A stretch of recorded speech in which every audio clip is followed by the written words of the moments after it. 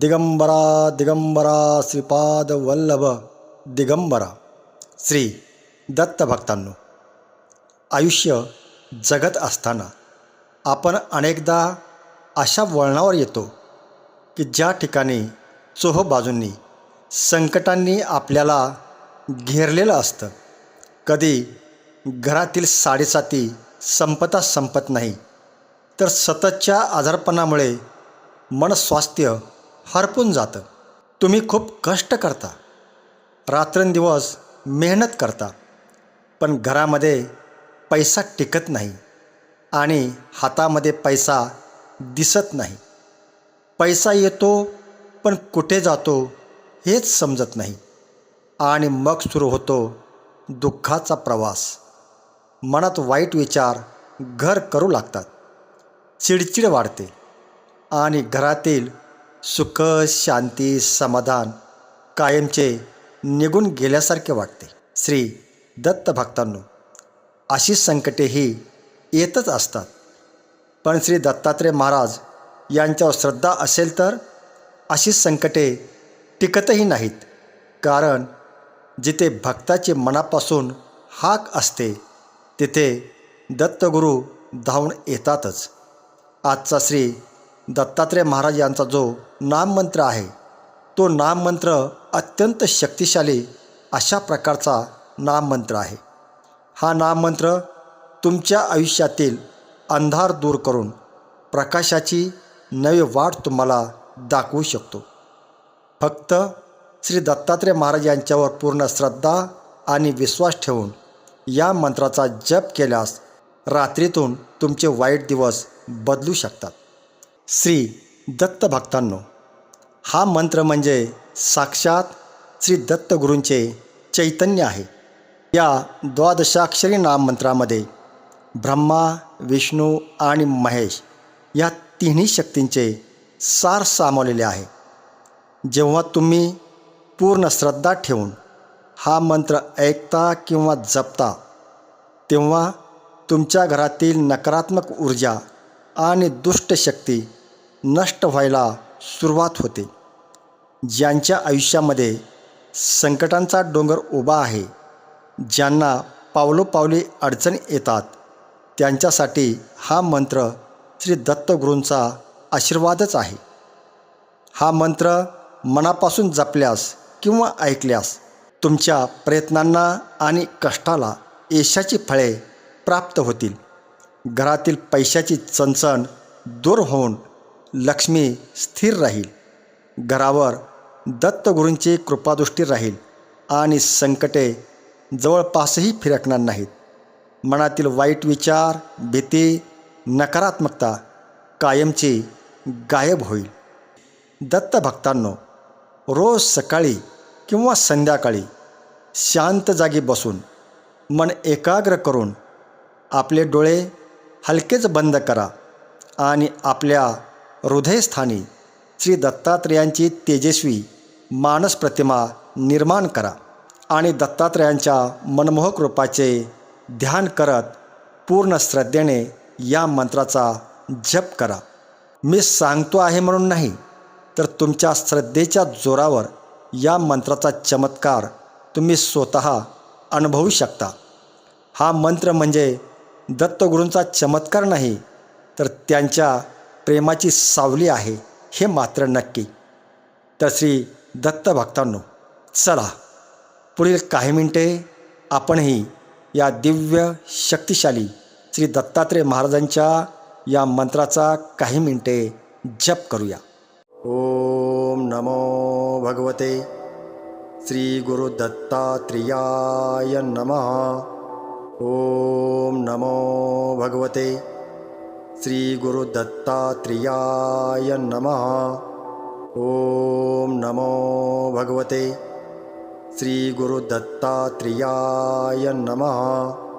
ओम नमो भगवते श्री गुरु दत्तात्रेयाय नमः. ओम नमो भगवते श्री गुरु दत्तात्रेयाय नमः. ओम नमो भगवते श्री गुरु दत्तात्रेयाय नमः। ओम नमो भगवते श्री गुरु दत्तात्रेयाय नमः। ओम नमो भगवते श्री गुरु दत्तात्रेयाय नमः। ओम नमो भगवते श्री गुरु दत्तात्रेयाय नमः। ओम नमो भगवते श्री गुरु दत्तात्रेयाय नमः। ओम नमो भगवते श्री गुरु दत्तात्रेयाय नमः। ओम नमो भगवते श्री गुरु दत्तात्रेयाय नमः। ओम नमो भगवते श्री गुरु दत्तात्रेयाय नमः। ओम नमो भगवते श्री गुरु दत्तात्रेयाय नमः। ओम नमो भगवते श्री गुरु दत्तात्रेयाय नमः। ओम नमो भगवते श्री गुरु दत्तात्रेयाय नमः। ओम नमो भगवते श्री गुरु दत्तात्रेयाय नमः। ओम नमो भगवते श्री गुरु दत्तात्रेयाय नमः। ओम नमो भगवते श्री गुरु दत्तात्रेयाय नमः। ओम नमो भगवते श्री गुरु दत्तात्रेयाय नमः। ओम नमो भगवते श्री गुरु दत्तात्रेयाय नमः। ओम नमो भगवते श्री गुरु दत्तात्रेयाय नमः।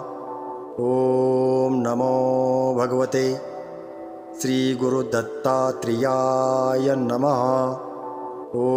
ओम नमो भगवते श्री गुरु दत्तात्रेयाय नमः।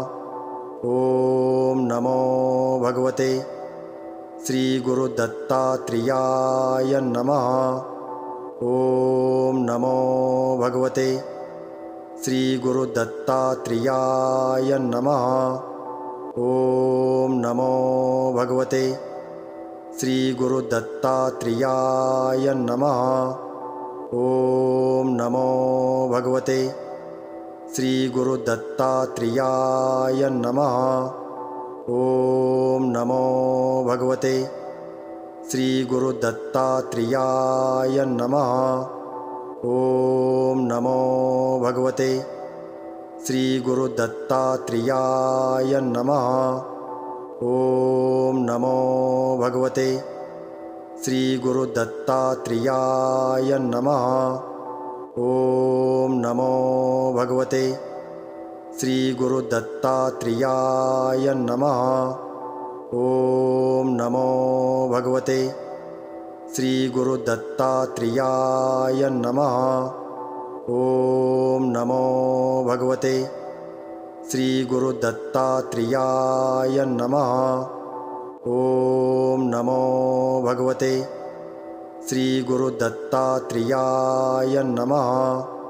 ओम नमो भगवते श्री गुरु दत्तात्रेयाय नमः। ओम नमो भगवते श्री गुरु दत्तात्रेयाय नमः। ओम नमो भगवते श्री गुरु दत्तात्रेयाय नमः। ओम नमो भगवते श्री गुरु दत्तात्रेयाय नमः। ओम नमो भगवते श्री गुरु दत्तात्रेयाय नमः। ओम नमो भगवते श्री गुरु दत्तात्रेयाय नमः। ओम नमो भगवते श्री गुरु दत्तात्रेयाय नमः। ओम नमो भगवते श्री गुरु दत्तात्रेयाय नमः। ओम नमो भगवते श्री गुरु दत्तात्रेयाय नमः। ॐ नमो भगवते श्रीगुरुदत्तात्रेयाय नमः। ॐ नमो भगवते श्रीगुरुदत्तात्रेयाय नमः। ॐ नमो भगवते श्रीगुरुदत्तात्रेयाय नमः। ॐ नमो भगवते श्रीगुरुदत्तात्रेयाय नमः। ॐ नमो भगवते श्रीगुरुदत्तात्रेयाय नमः। ॐ नमो भगवते श्रीगुरुदत्तात्रेयाय नमः। ॐ नमो भगवते श्रीगुरुदत्तात्रेयाय नमः।